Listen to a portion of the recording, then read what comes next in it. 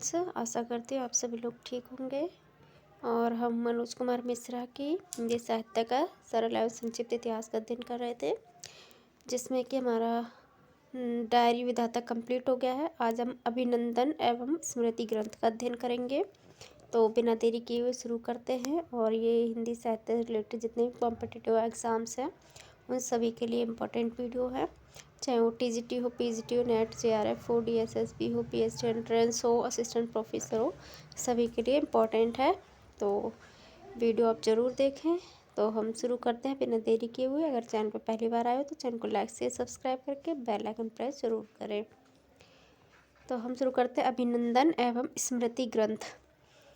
इसकी परिभाषा क्या है? किसी व्यक्ति विशेष के गुणों से प्रभावित होकर उसके प्रति अपनी श्रद्धा सुमन समर्पित करना मानव मन की स्वाभाविक प्रवृत्ति है। ठीक है। साहित्यिक क्षेत्र में इसके लिए जिन माध्यमों का प्रयोग किया जाता है उनमें अभिनंदन एवं स्मृति ग्रंथों का महत्वपूर्ण योगदान है। अभिनंदन एवं स्मृति ग्रंथ वंदनीय व्यक्ति का गुण स्तवन करने के साथ साथ जनमानस में सद्गुणों के संस्कार डालते हैं तथा अपने युग के सामाजिक एवं राजनीतिक जीवन का सच्चा इतिहास प्रस्तुत करने में अमूल्य सहायता प्रदान करते हैं। इस विधा की रचनाओं को मुख्यतः निम्न 4 वर्गों में विभाजित किया जाता है। पहला है, देख लेते हैं 4 वर्ग कौन कौन से हैं। पहला, साहित्यकारों से संबंधित अभिनंदन एवं स्मृति ग्रंथ। दूसरा है, स्वाधीनता के कर्मठ सेनानियों एवं राष्ट्र के कर्णधरों से संबंधित अभिनंदन एवं स्मृति ग्रंथ। तीसरा है, धर्म दर्शन संस्कृति के उन्नयन में योग देने वाले महानुभवों से संबंधित अभिनंदन एवं स्मृति ग्रंथ। आगे है, भारतीय स्वतंत्रता की वर्षगांठ, हिंदी प्रचार संबंधी संस्थाएं व पत्रिकाओं की जयंतियों पर प्रकाशित अभिनंदन एवं स्मृति ग्रंथ। तो प्रमुख स्मृति ग्रंथ अभिनंदन या स्मृति ग्रंथ है साहित्यकारों से संबंधित अभिनंदन ग्रंथ। पहला है, महावीर प्रसाद द्विवेदी अभिनंदन ग्रंथ 1933 में। गौरी शंकर हीरानंद ओझा अभिनंदन ग्रंथ 1934 में। बालमुकुंद गुप्त स्मृति ग्रंथ 1950 में। महाकवि निराला अभिनंदन ग्रंथ 1953। कन्हैया लाल प्रभाकर अभिनंदन ग्रंथ 1953। सेठ गोविंद दास अभिनंदन ग्रंथ 1956। राष्ट्रकवि मैथिली शरण गुप्त अभिनंदन ग्रंथ 1959। राजश्री पुरुषोत्तम दास टंडन अभिनंदन ग्रंथ 1959। किशोरी दास वाजपेयी अभिनंदन ग्रंथ 1961। महादेवी वर्मा अभिनंदन ग्रंथ 1964। आगे है, शांति निकेतन से शिवालिक 1967 में डॉक्टर हजारी प्रसाद द्विवेदी की षष्ठ पूर्ति के अवसर पर समर्पित अभिनंदन ग्रंथ। आगे है, रविशंकर शुक्ल अभिनंदन ग्रंथ 1969। सोहनलाल द्विवेदी अभिनंदन ग्रंथ 1969। बाबू गुलाब राय स्मृति ग्रंथ 1970। बनारसी दास चतुर्वेदी अभिनंदन ग्रंथ 1971। सावित्री सिन्हा स्मृति लेखा संपादक डॉक्टर दशरथ ओझा। डॉक्टर नरेंद्र अभिनंदन ग्रंथ संपादक डॉक्टर विजयपाल सिंह।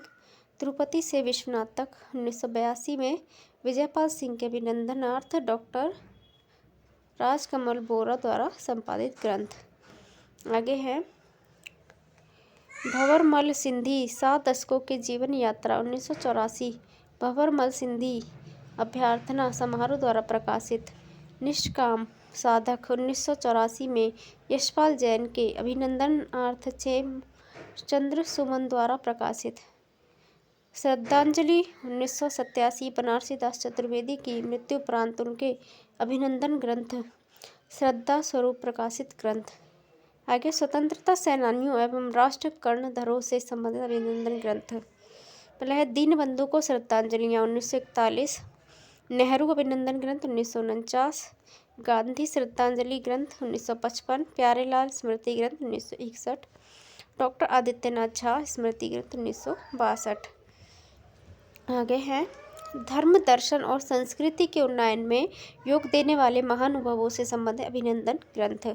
स्वामी हरिदास अभिनंदन ग्रंथ 1957। राजगोपाल मेहता अभिनंदन ग्रंथ 1958 और गोपीनाथ कविराज अभिनंदन ग्रंथ 1967। उसके बाद भारतीय स्वतंत्रता की वर्षगांठ, हिंदी प्रचार संबंधी संस्थाओं, पत्रिकाओं आदि की जयंतियों पर प्रकाशित अभिनंदन ग्रंथ, जिसमें है सरस्वती हीरक जयंती अंक 1971, सरस्वती हीरक जयंती समारोह द्वारा प्रकाशित। उसके बाद स्वतंत्रता रजत जयंती अभिनंदन ग्रंथ 1973 में हिंदी साहित्य सम्मेलन प्रयाग द्वारा प्रकाशित। इसके साथ ही हम फीचर विधा का अध्ययन भी कर लेते हैं इसी वीडियो में, तो आप ज़रूर देखें। फीचर विधा, फीचर क्या है? फीचर भी एक गद्य साहित्य की एक महत्वपूर्ण विधा है। यथा तथ्य सूचनाओं पर आधारित रचनाओं को फीचर कहा जाता है। यह एक प्रकार का रूपक ही है। इसके अंतर्गत काव्य, उपन्यास, कहानी आदि का अभिनयात्मक पद्धति से रूपांतरण किया जाता है। लुहु मेकनीस ने महोदय ने फीचर के स्वरूप को स्पष्ट करते हुए कहा, फीचर वास्तविकता का नाटकीकृत रूप है। फीचर में कलाकार को उसी प्रकार सजग रहना पड़ता है जिस प्रकार रेडियो एकांकी में लंबी चौड़ी कथा वस्तु को खंडस इस प्रकार सजाया जाता है कि संपूर्ण वस्तु की झांकी प्रस्तुत की जा सके। इस विधा में काव्य, उपन्यास, कहानी आदि को इस प्रकार काट छाँट कर प्रस्तुत किया जाता है कि उसका श्रोता एवं दर्शकों पर विशेष मार्मिक प्रभाव पड़ सके। फीचर लेखकों के लिए ऐसे व्याख्याकारों की आवश्यकता होती है जो सफलतापूर्वक कथा वस्तु की मुख्य बातों को रोचकता व प्रभाव के साथ अभिव्यक्त करता चले। फीचर मौलिक रचना भी हो सकती है और रूपांतरित भी। स्वतंत्र रूप से बहुत कम फीचर लिखे गए हैं। रूपांतरित फीचर में प्रेमचंद की कहानियों के, जयशंकर प्रसाद साहित्य के तथा वृंदावन लाल वर्मा द्वारा रचित मृगनयनी आदि के अनेक उदाहरण मिलते हैं। फीचर लेखकों में भागवत शरण उपाध्याय, धर्मवीर भारती, कन्हैया लाल मिश्र, प्रभाकर आदि के नाम विशेषकर उल्लेखनीय हैं। तो हमारी फीचर विधा का अध्ययन भी कंप्लीट हुआ। इसके आगे अब हम नेक्स्ट वीडियो में हिंदी के प्रमुख कवियों और लेखकों के उपनाम विशेषण का अध्ययन करेंगे। जब तक के लिए धन्यवाद। चैनल को लाइक शेयर सब्सक्राइब करके बेल आइकन प्रेस जरूर करें।